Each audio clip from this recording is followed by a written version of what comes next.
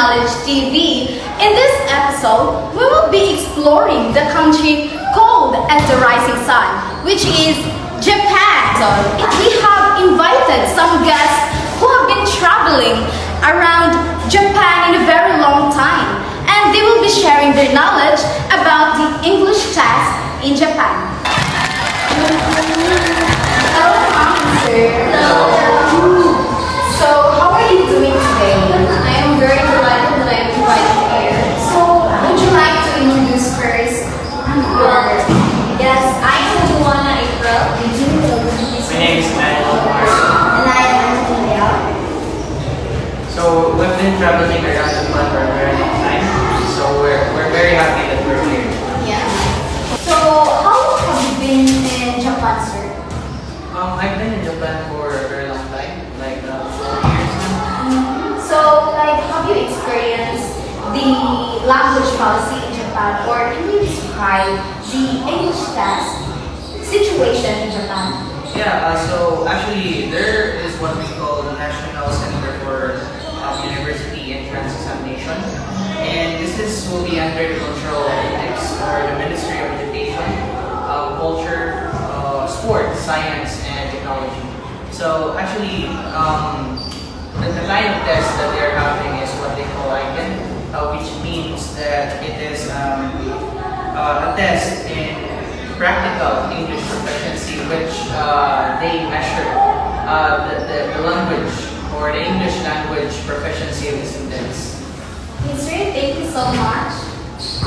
So, how about you, Miss? Have you experienced the educational language in Japan?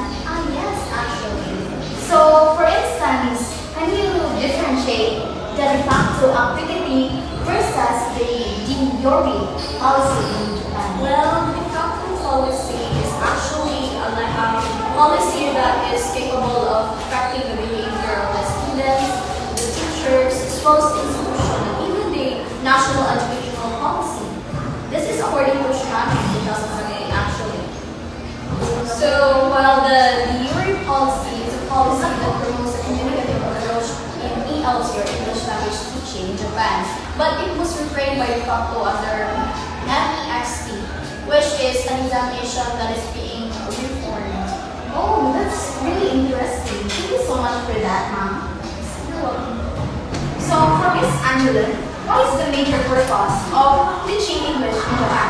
So I would say that from major purposes of teaching English in Japan is that to cultivate the Japanese people for academic and advantages of their country, and for their human resource and the era of globalization. Okay, ma'am. Thank you so much.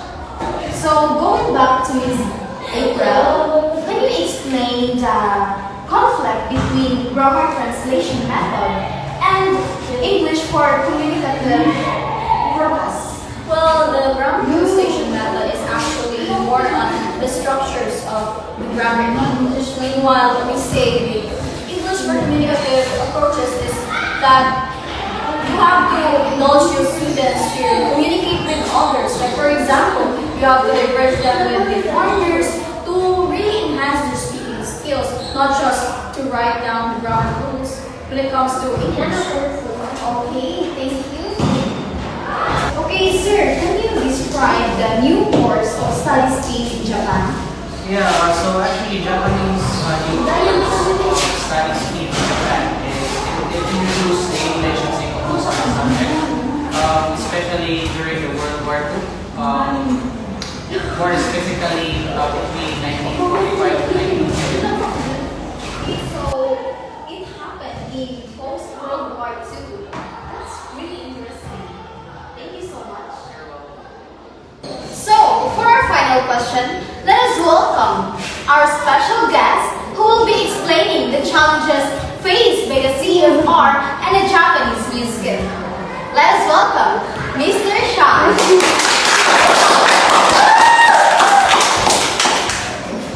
So, how are you today, sir? I'm fine, I'm great.